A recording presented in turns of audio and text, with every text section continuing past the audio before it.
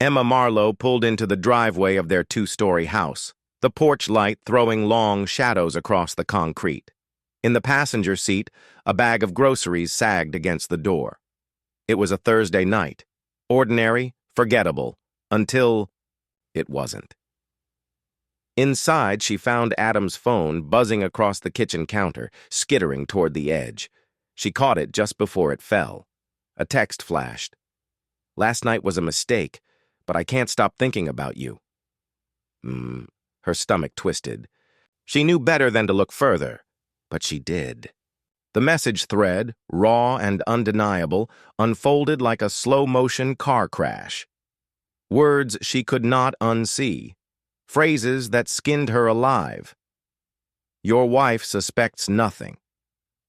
I dream about you every night." Emma put the phone down with clinical care.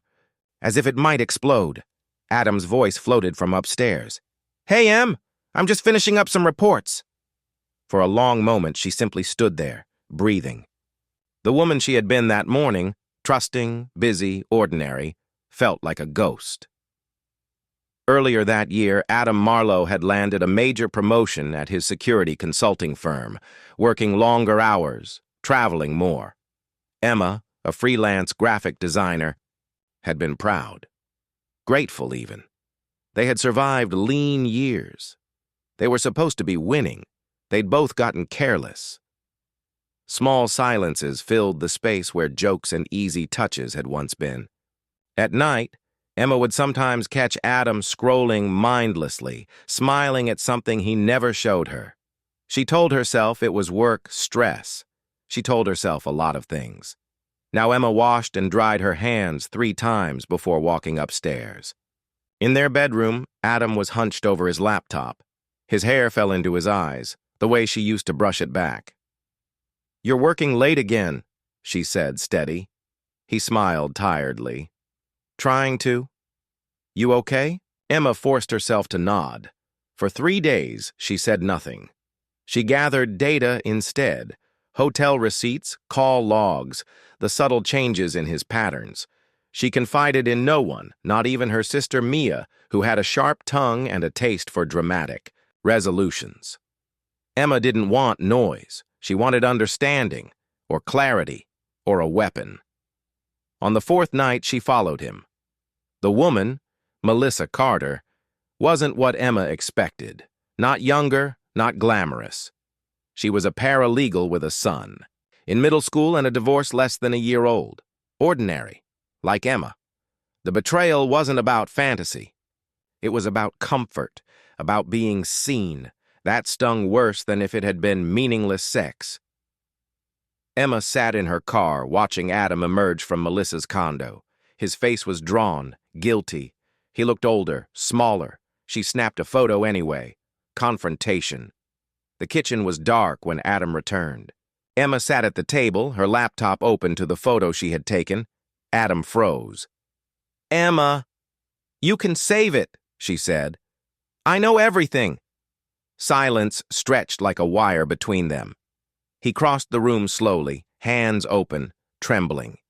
"It was one time," he whispered. "It didn't mean—" "Don't," she said, voice cracking. "Don't insult me with one time. I read everything." Adam sank into a chair, burying his face in his hands. For a moment, she thought he might cry, and the absurdity of comforting him almost made her laugh. The aftermath Mia urged her to leave. "Men like that don't change," she said. "He betrayed you once. He'll do it again." Emma's mother was quieter, sadder. "Trust is glass," she said. "Once shattered, you can piece it back, but the cracks always show." Emma met with a lawyer. She learned about asset division, custody, though they had no children, spousal support. She sat in the sterile office and felt nothing. One night, Adam left a letter on the kitchen counter, not a plea for forgiveness, not excuses, just a confession.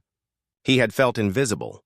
He missed the woman she used to be, the one who laughed without checking the time, who didn't flinch away from touch. "I failed you," he wrote.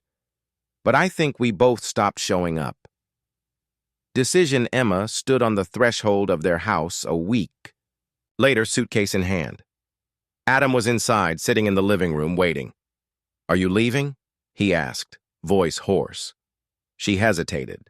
The night air was cold, the stars sharp and distant. "I don't know," she said honestly. He didn't beg. Maybe he knew better. "Maybe we're both lost," he said finally. "But if there's a map, I still want to find it, with you." Emma blinked, hard against the burn in her throat. She turned toward the door. Outside, the street was silent. The neighbor's dog barked once, then settled. Emma stood there for a long time, torn between roads. Inside, Adam left the light on. She set the suitcase down carefully on the porch, as though it might shatter if she let it fall too fast. The house glowed softly behind her. Adam hadn't turned off the porch light, or the one in the living room, as if he were hoping she might find her way back inside. She sat on the cold step, jacketless, arms wrapped around herself. He had broken them, but hadn't she broken something too? The image of Melissa, quiet, desperate, lingered in her mind. It hadn't been lust. It had been loneliness. Maybe loneliness was deadlier than anger. Maybe that was the crime they were both guilty of. Meanwhile, inside, Adam sat on the couch, elbows on his knees, staring at the dark TV screen. He thought about the first time he met Emma, how she had worn those battered canvas sneakers, one lace dragging, how fiercely she had argued about some half-remembered novel, how sure she had been, how alive. He hadn't wanted to hurt her. He hadn't even thought about hurting her until it was already too late.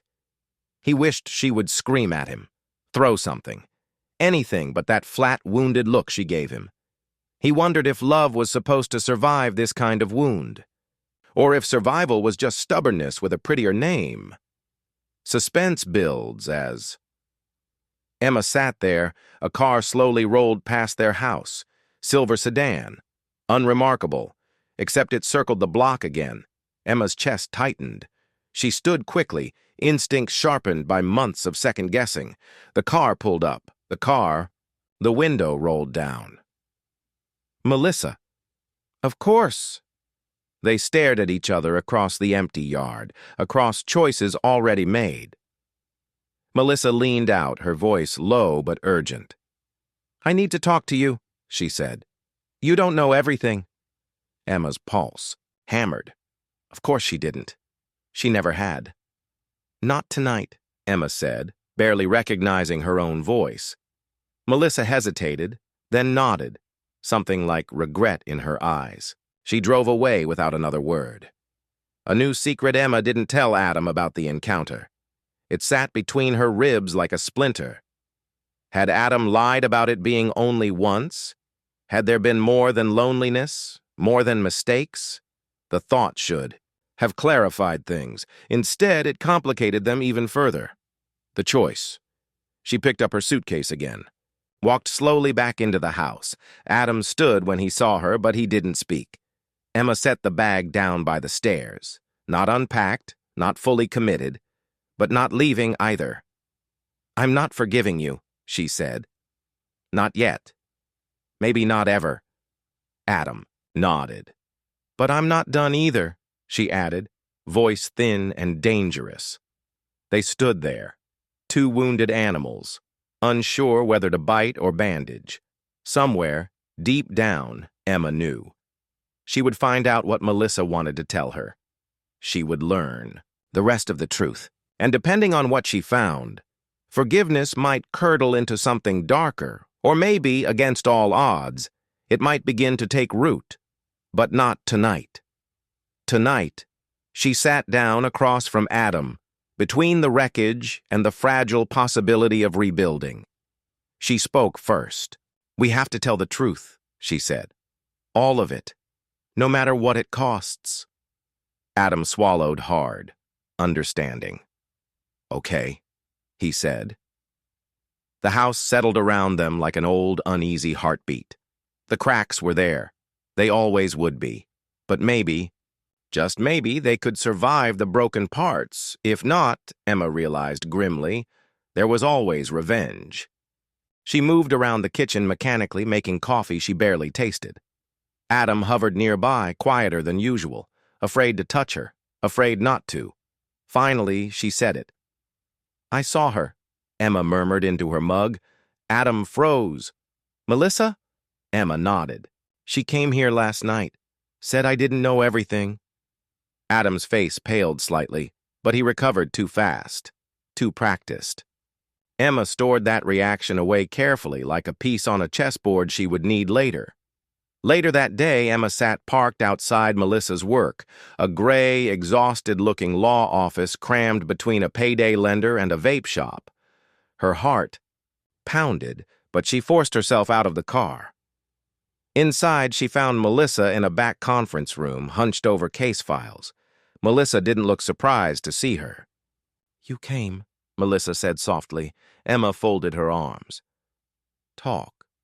Melissa stared at her fingers for a long time, twisting the silver ring she wore.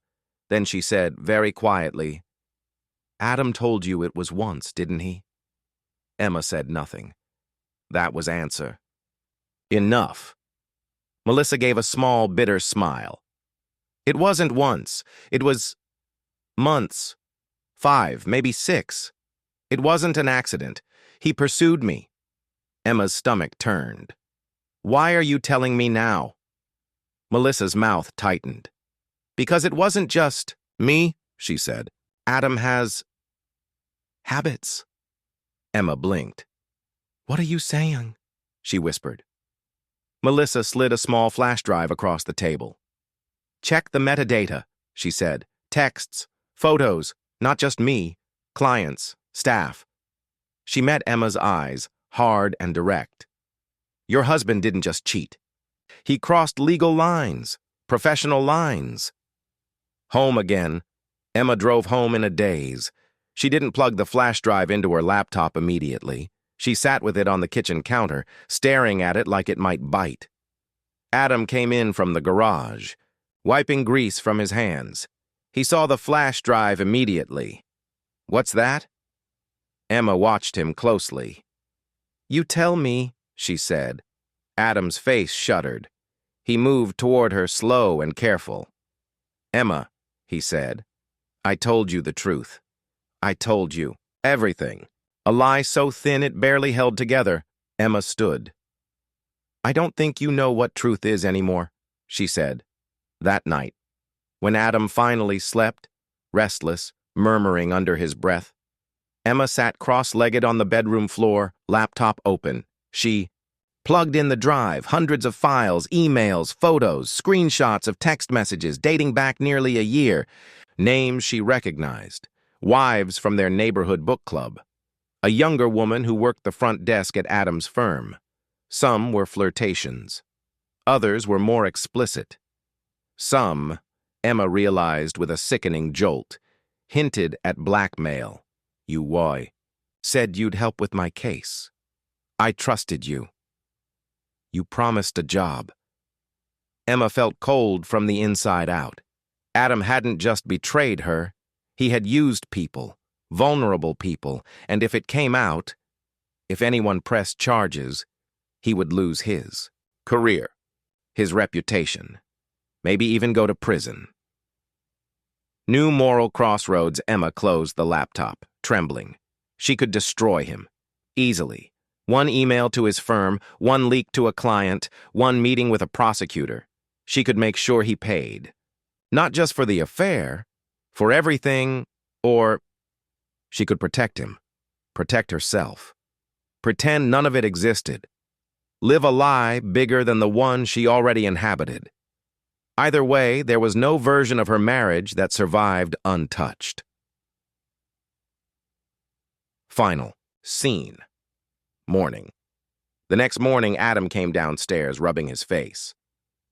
"Hey," he said cautiously. "Want me to make you some breakfast?" Emma looked at him, really looked, at the man she had loved, the man she barely knew anymore, the man who, at this very moment, was still lying to her. She smiled thinly. "I'm not hungry," she said, and in her mind, she weighed her options. Expose him? Save herself? Or stay silent, bide her time, and let him wonder forever when the blade would fall? Maybe revenge wasn't one grand act. Maybe it was slow, patient, quiet. Emma showered in scalding water until her skin prickled red. She needed clarity. She needed a plan. She spent the afternoon mapping out possibilities, sitting at the kitchen table with a legal pad and a pen. Option 1. Go public. Destroy Adams. Career. Potential lawsuits. Scandal. Option 2. Divorce quietly. Use the evidence to leverage a better settlement. Option 3. Stay. Watch. Control the narrative. Every option had a cost. Every option changed her. By dusk, she had circled option 3 twice. Nightfall. First move. When Adam came home, Emma was waiting. She didn't speak as he entered. Instead, she slid a simple manila envelope across the counter. Inside were printed screenshots from the flash drive. Only a fraction of what she had. Enough to terrify him. Adam opened the envelope. He paled immediately. He looked up at her, throat working, panic rising. "Emma, I can explain." She cut him off with a raised hand. "You're not going to explain," she said coldly. "You're going to listen." Adam nodded, silent. "You're going to transfer ownership of the house to me," she said, voice steady. "You're going to give me access to all joint accounts. You're going to draft a confession, just in case, detailing what you did at the firm. Insurance," he stared at her, horrified. "If you do all that," Emma continued, "I won't ruin you. I won't send this to your partners or to the police." Adam sank into a chair, a man defeated. "You're blackmailing me," he whispered. She smiled without warmth. "Think of it as a fair exchange." Moral decay. That night, lying awake beside him, Emma marveled at how easy it had been, how natural. Power, she realized, was a better sedative than forgiveness. She wasn't sure she liked the person she was becoming. But she wasn't sure she hated her either. Unexpected complication, Melissa. A week later, Emma met Melissa again, this time at a shabby diner off the interstate. Melissa was jittery, tapping her coffee cup constantly. "You're playing a dangerous game," Melissa said. "He's not just some sad cheater. He's darker than you think." Emma lifted an eyebrow. "You mean the clients? The blackmail?" Melissa hesitated. Then she pulled a crumpled letter from her bag and slid it across the table. It was addressed to Adam Marlowe. From someone anonymous. The handwriting was shaky, the words desperate. "You ruined my life. I lost everything. You'll pay for what you did." Emma stared at it. Melissa leaned in.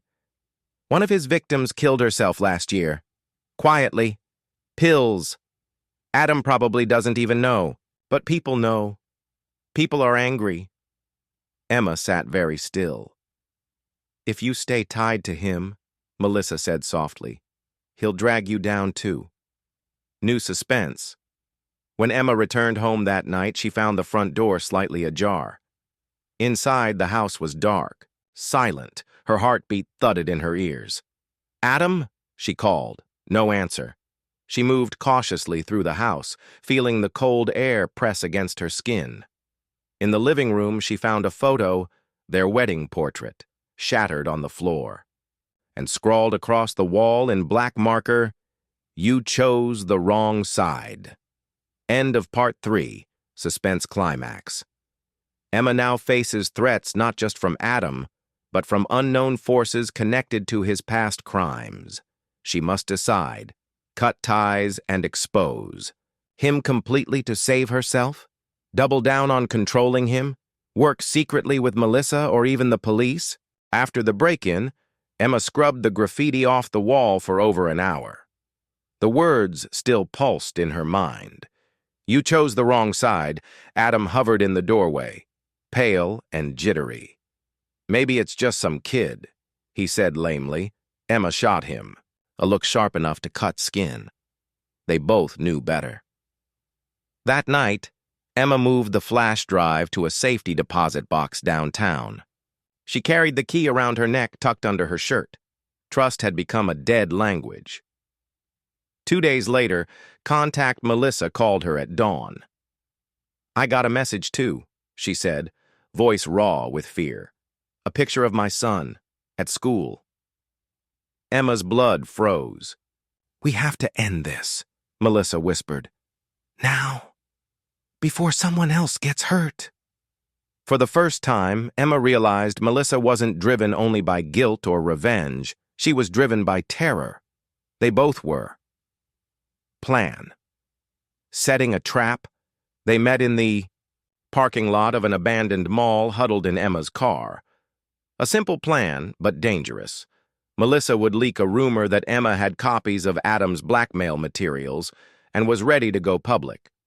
Whoever was threatening them would take the bait. Emma would catch them in the act. Evidence, leverage, maybe justice.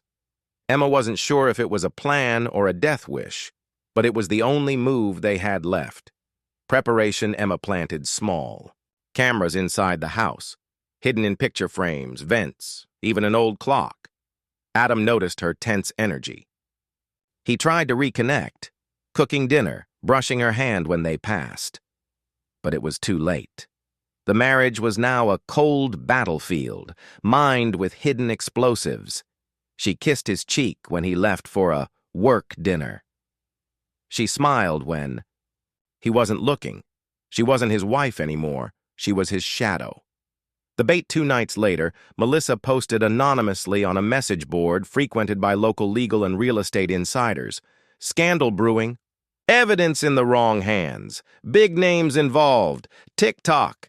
She signed it, an angry ghost. The trap was set. Midnight.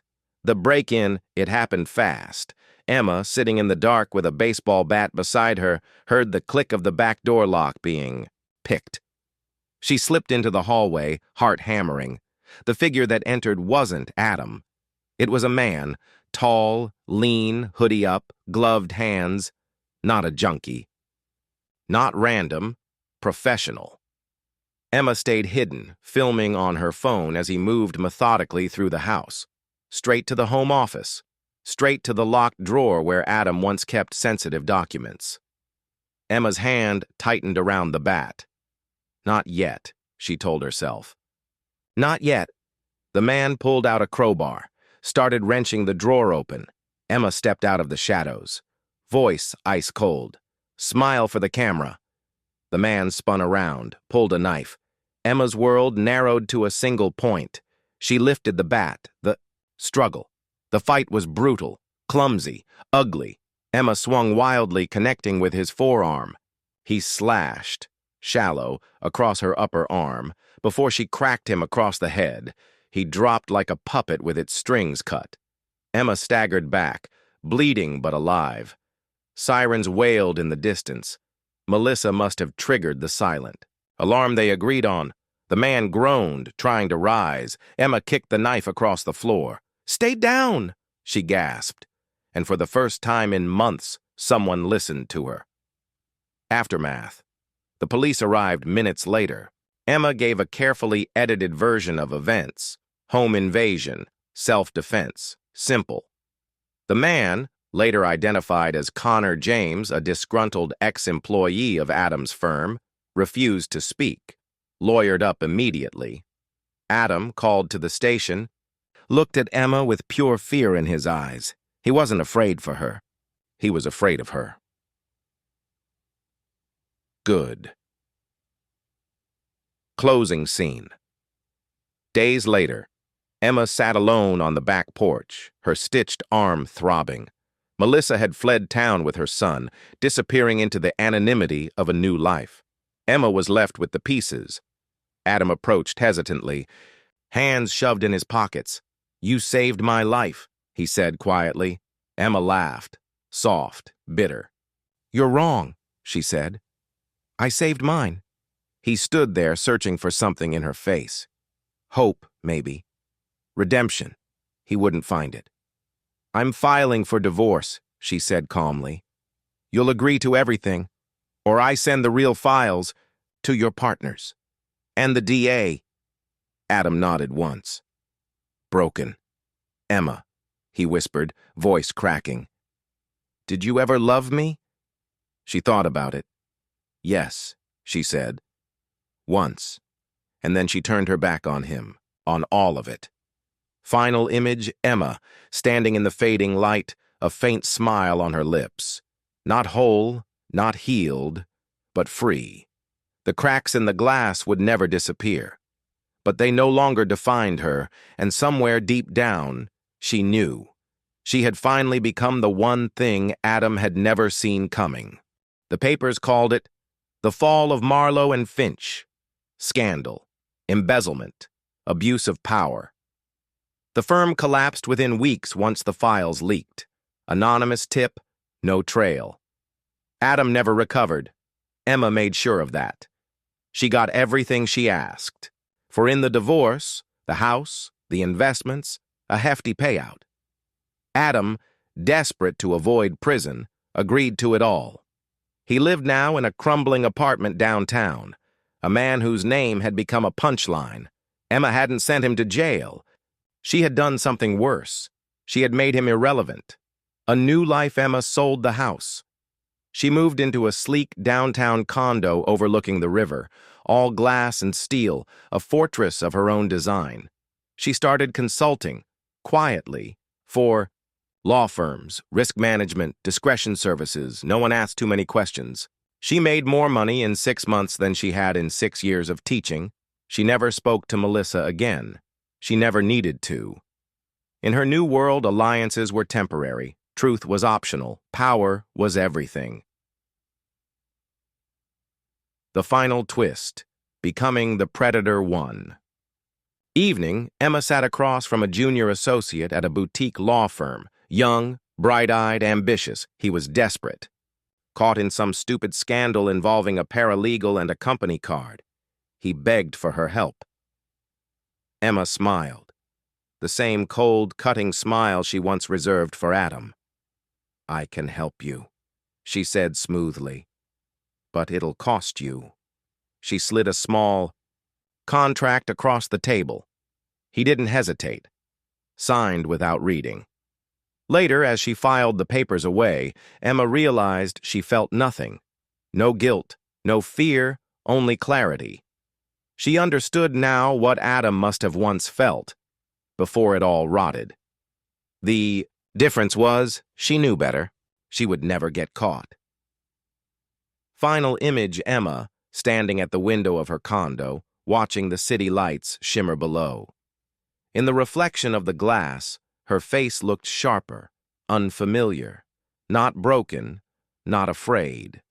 A woman who had survived betrayal, lies, and blood. A woman who had learned the ultimate lesson. In a world full of predators, you either hunt or you bleed, and Emma Marlowe was done bleeding forever. End of epilogue. Dark resolution. Summary of arc. Emma evolved from a betrayed wife to a calculating survivor, and ultimately to someone who embraced the same darkness that destroyed her marriage. Only this time, she controlled it. If you like, I can also sketch out a short sequel idea where someone from Emma's past reappears. Maybe Melissa, maybe Adam seeking revenge. A parallel story from Adam's perspective, showing his downfall. A what-if alternate ending where Emma chose a lighter path instead of a darker one. 1 year later, Emma Marlowe was a name now whispered in certain circles. Corporate cleanups, quiet settlements, problem-solving for powerful people. She wore power like a second skin. Sleek suits, sharp heels, an expression that gave nothing away. In a world built on secrets, she was thriving. Until the letter arrived. It came without a return address. Thick envelope. No postage mark. Hand-delivered to her office by someone none of the receptionists remembered seeing. Inside was a single sheet of paper, typed, no signature. You thought you buried the past. It was only sleeping. See you soon. Taped to the bottom, a photo. Emma, at a cafe last week, laughing with a client, unaware. Whoever sent it had been close, watching. Emma set the letter down carefully. Her hand barely trembled, but inside something cold and familiar unfurled. Fear, and something else, too. Anticipation. Investigation. She swept her condo for bugs, changed her routines, hired private security. But whoever had sent the letter knew what they were doing. They left no trail. Emma considered the possibilities. Adam? No, he was too broken. Melissa? Maybe. Fear can turn into hate. Someone she had crossed recently? Someone she had underestimated? The list was longer than she liked. Confrontation. Adam returns late one night, a knock at her door. 3 sharp raps. Emma checked the peephole. Adam older, thinner, desperate against. Her better judgment, she opened the door halfway. "What do you want?" she asked, voice flat. He looked at her with a strange combination of anger and awe. "You think you're safe," he said hoarsely. "You think you won." Emma tilted her head, studying him like an insect pinned to glass. "I didn't think it," she said. "I made it so." Adam's jaw tightened. "They're coming for you," he whispered. "Worse than me? You have enemies you don't even know exist." Emma smiled thinly, then let them come. She closed the door in his face. Shadow games. Begin in the weeks that followed. Emma felt it, a tightening around her life. Clients canceled meetings at the last minute. Potential deals slipped away without explanation. Her bank flagged a suspicious attempt to access her accounts. Someone was applying pressure, slowly, expertly. Emma realized this wasn't just revenge, it was a message. You can build an empire on broken glass, but eventually you bleed. Final scene. Cliffhanger. Emma sat in her darkened office, surrounded by security monitors. Every exit mapped, every phone call recorded, every move calculated. And yet, she knew. This would not be enough. She was being hunted now, the way she had once hunted Adam. The cycle she thought she controlled was spiraling wider. Her phone buzzed. Unknown number. No caller ID. She answered. A familiar voice, distorted but unmistakable, said, "Tick-tock, Emma. Your sins have teeth." The line went dead. Emma leaned back in her chair, smiling grimly. It was beginning. Again. End of After the Fall. New suspense arc. Summary. Emma's dark rise to power has consequences. Enemies she never saw are closing in, and the deeper she goes, the harder it will be to tell hunter from hunted. The next morning, Emma didn't waste time. She had survived Adam. She had survived betrayal, scandal, violence. She would survive this. The rules were different now. Assume nothing. Trust no one. Strike first. Step 1. The spy. She hired a private investigator named Lena Cross, ex-cop, gray ethics, the kind of woman who understood that truth wasn't about morality. It was about leverage. Emma handed Lena a thick folder. Photos, emails, account numbers. Every vulnerability Emma could think of. "I want whoever sent this," Emma said, sliding the threatening letter across the table. "I want to know who they are, who they love, where they bleed." Lena nodded once, no questions. This was why Emma hired women now. Men still mistook ruthlessness for weakness. Step 2. The bait. Emma threw a party, extravagant, glittering. Clients, lawyers, old friends. The sharks and the parasites all under one roof. If her enemies were watching, they'd show themselves. Desperation always did. Emma moved through the crowd, champagne in hand, playing the part of the perfect. "Oh, hostess!" She spotted Adam near the edge of the room. Gaunt, lingering like a ghost, she ignored him. Let the past watch. Let it rot. It wasn't Adam she was hunting tonight. Suspense builds. The warning around midnight, Lena appeared at her elbow, dressed like any other guest. "We have a problem," Lena murmured. Emma kept smiling as she spoke through her teeth. "What kind?" Lena slipped a burner phone into her hand. "Call came in 20 minutes ago. Tip about a package at your office." Emma's blood ran cold. She left the party without a word. Step 3. The trap. She found it on her office desk. Small, unmarked, heavy. She didn't touch it.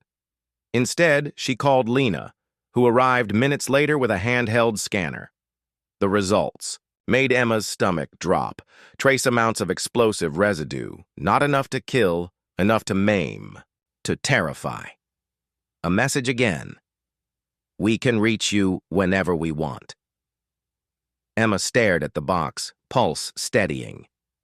For the first time in months, she felt not fear, but fury. This wasn't revenge. This was war, and Emma had no intention of losing.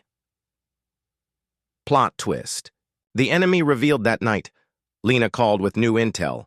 "I traced the source of the letter," she said. "And the guy who delivered it?" Emma sat forward sharply. "Who?" Silence for a beat. Then Lena said almost reluctantly, "Melissa." Emma froze. The betrayal cut sharper than any blade. Melissa, the woman who had once begged for her help. Melissa, who had vanished into hiding. Melissa, who was now orchestrating Emma's downfall. But why? Emma remembered Melissa's shaking hands, the fear in her voice when she spoke of her son. Maybe fear had curdled into something worse. Maybe Melissa believed Emma hadn't saved her. Maybe she believed Emma had sacrificed her. Maybe in trying to survive, Emma had created another enemy. Final scene. Cliffhanger. Emma stood alone at her floor-to-ceiling windows, staring out at the sprawling city. Her reflection stared back at her, impeccable, invulnerable, inhuman. She knew what had to happen now. She had to find Melissa, and when she did, forgiveness would not be on the table. Emma's world had no room for second chances, only victories or graves. End of counterattack. New thriller arc continues. Summary of new developments. Emma's unknown enemy turns out to be Melissa. Melissa has gone from terrified accomplice to determined avenger. Emma is preparing for a final confrontation, and she's willing to destroy whatever's left of her humanity to win. But Melissa is not the same broken woman she once knew. This will be dark, tense, and personal. Shards of glass. The reckoning 1 week later. Emma spent the days tightening her net. Surveillance, moles inside law firms, bribes to old contacts who owed her favors. Melissa was good at hiding, but not good enough. She had resurfaced in a small coastal town 2 hours south, under a new name, Claire Bennett, working at a battered women's shelter. Of course, Emma thought bitterly. Melissa. Always needed to believe she was the hero, even when she plotted revenge. The setup. Invitation. Emma sent a message through the old channels. Coded, careful. An offer, a private meeting. Neutral ground, no police, no lawyers. Emma didn't say the words aloud, but the meaning was clear. Come alone, or this ends in fire. Melissa accepted. Of course she did. Hate, like love, has its own gravity. The meeting. Abandoned church. They met at dusk in the ruins of an abandoned church on the edge of the city. Peeling walls. Cracked, stained glass. A fitting place for the last confession. Emma arrived first. She wore black. No jewelry, no weapons visible, but she was never unarmed. Melissa stepped into the hollowed-out nave minutes later. Thinner. Harder. There was no fear in her eyes now. Only a grim determination. Dialogue. The duel of words. They stood facing each other, the ruined altar between them. "You ruined me," Melissa said first, voice low. "I saved you," Emma said, voice colder. Melissa's laugh was a jagged thing. "Saved me? You threw me to the wolves. You used me." Emma shrugged. "Survival isn't pretty. You knew the game." Melissa took a step closer. "I lost everything," she said. "My job, my home. My son doesn't even know who I am anymore." "You made your own choices," Emma said evenly, Melissa's face twisted. "And now I'm making another."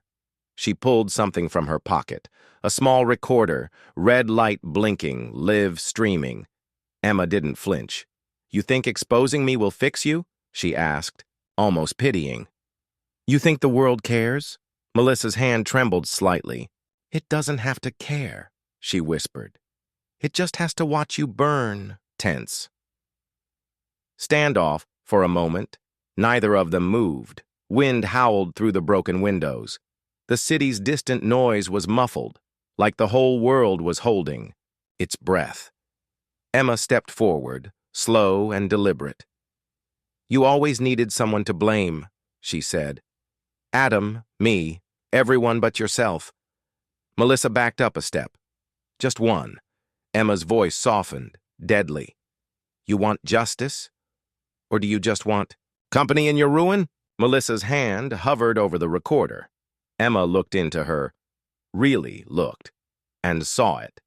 The doubt, the crack in the armor. Everyone who thinks they want revenge, Emma thought, forgets how heavy it is once they're holding it. Emma's final move. Emma reached into her coat, not for a weapon, but for something small and silver.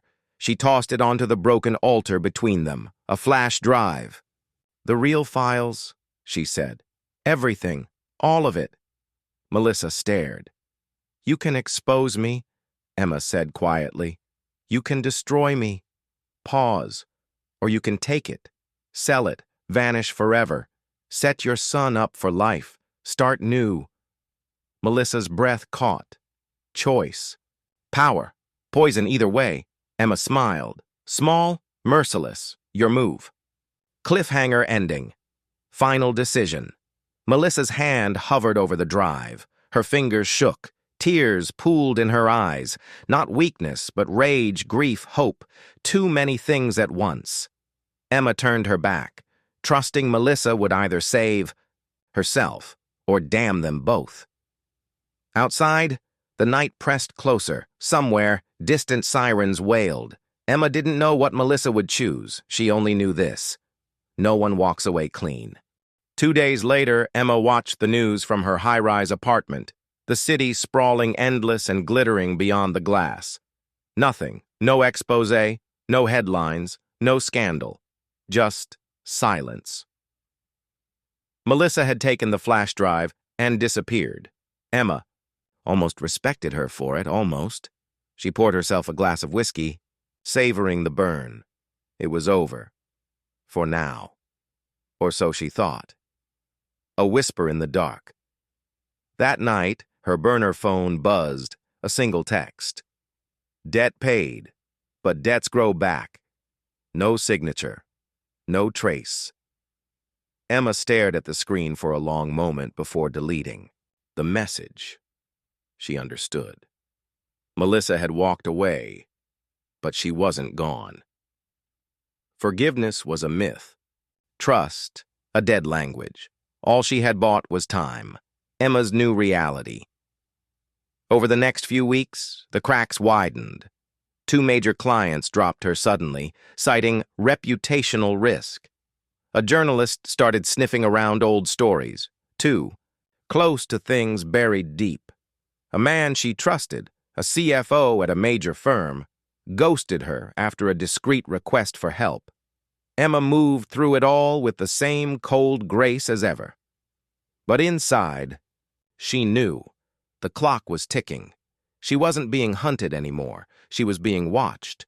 They were waiting for her to stumble. They wanted her afraid. Adam's final move, one rainy evening, she found a package at her door. Inside, a cheap bottle of wine, the same brand she and Adam used to drink in their first shitty apartment. A copy of their wedding photo, defaced, liar scrawled across her face in red marker, and a note. We always destroy the things we love. Signed simply, A. Emma stood there, wine dripping from her fingers onto the floor, feeling nothing. The woman in the photo was dead. Had been for a long time. Adam's bitterness couldn't touch her anymore. But the message was clear. The past never stays buried. It grows claws, Emma's final thought. She cleaned up the broken glass in silence, poured herself a fresh drink, sat at the window high above the city, watching the storm roll in. She thought of Melissa, somewhere out there, building a new life, on the ashes. She thought of Adam, broken, dangerous, obsessed. She thought of herself, and realized something chilling. She wasn't sorry. Not for what she did. Not for who she became. Survival was ugly.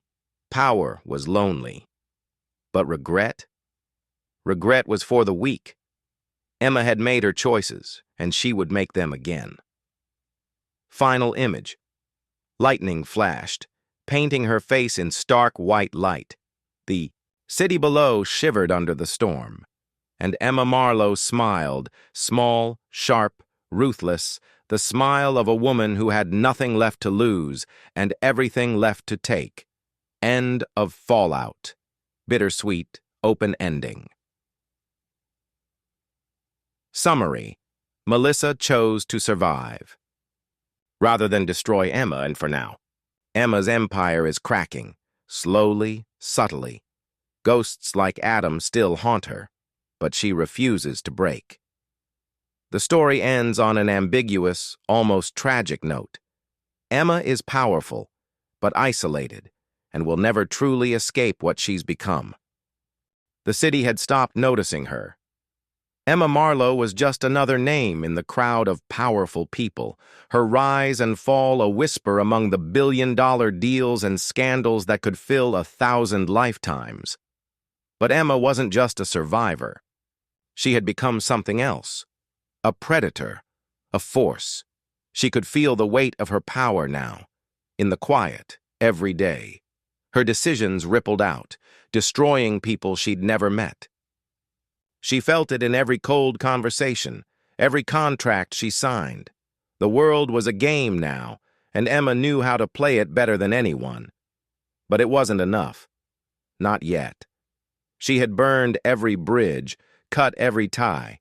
She had nothing left but herself. And in truth, it wasn't enough. The new client one evening, she received an unexpected visitor. A man, tall, broad-shouldered, dressed impeccably. He walked into her office without knocking, a smooth smile on his face. "Emma Marlowe?" he asked. His voice like gravel. She didn't stand, but she sized him up. She'd learned to read people like books. This one was dangerous. "Yes," she said, voice cold, cutting through the silence. "And you are?" He handed her a card. The name on it was simple. Lennox Kingsley, a name she hadn't heard in years. Kingsley was a shadow in the business world, a man with resources, with dirt, and, like Emma, a ruthless streak a mile wide. "Have you heard of Wraith Industries?" he asked, leaning forward. "I think we can help each other." The proposal Kingsley laid it out simply, with a smile that never quite reached his eyes. "I'm in the market for someone with your talents, someone who knows how to erase problems, quietly, permanently." Emma raised an eyebrow. Kingsley wasn't offering her a job. He was offering her a new kind of power. He talked about politics. He talked about money. But most of all, he talked about control. Imagine this. We clean up problems, big problems, and no one ever knows we were here. Emma's lips curled into a small, dark smile. "I don't make a habit of playing dirty for other people," she said coolly. Kingsley's smile didn't falter. Oh, Emma, you don't need to. You're already dirty. You just don't realize it yet. Emma's decision. That night, Emma lay awake, staring at the ceiling. The weight of Kingsley's proposition sat in the back of her mind, gnawing. She had everything she could ever want: wealth, power, control. But something was missing. Meaning. She had tried to walk away from the darkness, but there was no light left. Her empire was empty, and power, when you had no one to answer to, was cold. Kingsley was offering her something more: purpose in a world of moral ambiguity. She thought of the people she had destroyed: Adam, Melissa, the countless others, whose names she could barely remember. She had torn her life apart to build something far worse. She thought of Melissa again, thought about her disappearance, the way she had quietly slipped away, leaving Emma's life in tatters. And then, for the first time, Emma let herself admit the truth. Melissa had won. Melissa had walked away. And Emma had nothing. The descent Emma made the call to Kingsley the next morning. "I'm in," she said, voice steady, resolute.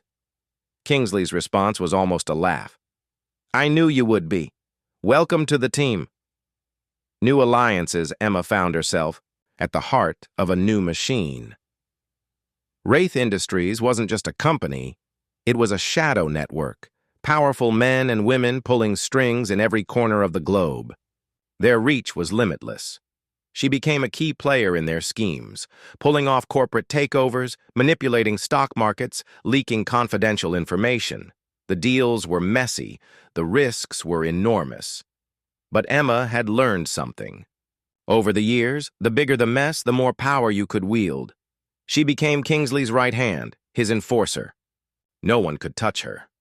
No one dared to. She had everything she'd ever wanted. Everything. And yet, there was still something gnawing at her. The final betrayal. It was Kingsley who ended it. One cold, quiet afternoon, Emma stood in his office, looking out at the skyline. Her eyes were hard, but something flickered behind them, a glimpse of the woman she used to be.